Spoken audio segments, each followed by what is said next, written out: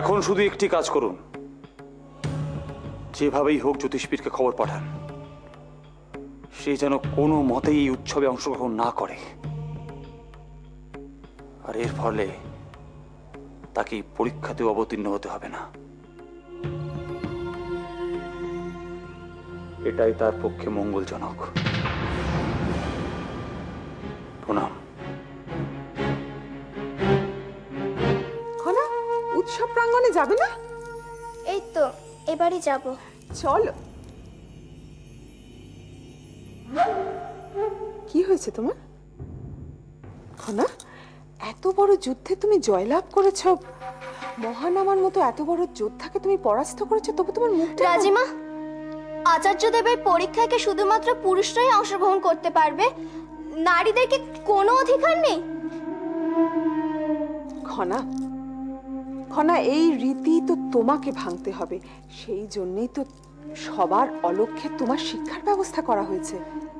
চলো আমরা উৎসব প্রাঙ্গণে যাই, তা না হলে অনেক দেরি হয়ে যাবে। সবাই অপেক্ষা করছে না? চলো। ঐশিকা, আমাদের খনা আজ ওর জন্মদিনে নিজের কাছে শপথ নিয়েছিল যে আচার্যদেবের কাছ থেকে মাথা উঁচু করে আবার খাগের কলম উপহার নেবে। প্রতি বছর ও জন্মদিনে এই শপথ নিচ্ছে, কিন্তু কিন্তু প্রতিবারই ব্যর্থ হচ্ছে। খনার সমস্ত স্বপ্ন আমি কিছুতেই ধ্বংস হয়ে যেতে দিতে পারি না। সেটা মানতে আমারও কষ্ট হয় গৌরকি, কিন্তু এখন খনাকে উপযুক্ত পাত্রের হাতে পাত্রস্থ করা ছাড়া আর কোনো পথ আমি দেখতে পাচ্ছি না। এটাই একমাত্র পথ, একমাত্র পথ গৌরকি। আজ আপনাদের সামনে এই উৎসবে আরেকটি বিশেষ ঘটনা ঘটতে চলেছে। এই উৎসবে আচার্যদেব একটি পরীক্ষা নেবেন।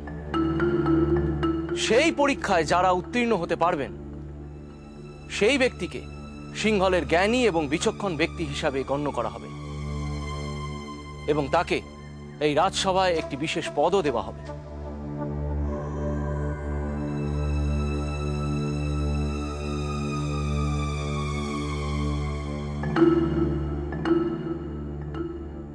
প্রণাম আচার্যদেব।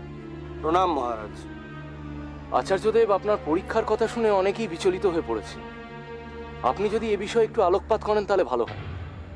না মহারাজ, এত চিন্তা করার মতো বিষয় নয়। এই পরীক্ষায় যে কেউ, যে কোনো ব্যক্তি অংশগ্রহণ করতে পারে। কিন্তু আচার্যদেব, এ জাতীয় পরীক্ষার কারণটা যে কি সেটাই তো আমাদের কাছে স্পষ্ট হচ্ছে না। আহা মন্ত্রী মশাই, এত ব্যস্ততার কি আছে?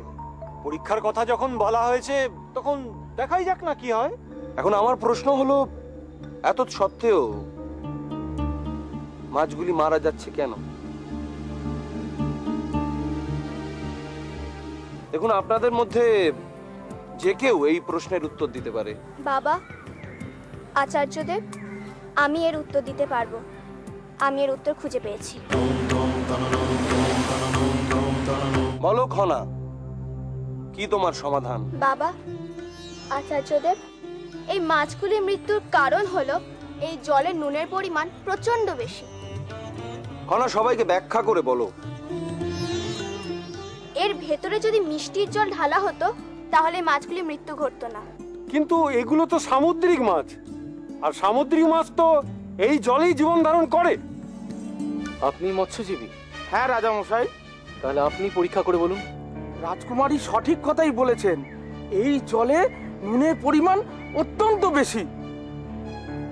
তাহলে এখন আমি ঘোষণা করতে পারি যে খনার উত্তর একদম সঠিক।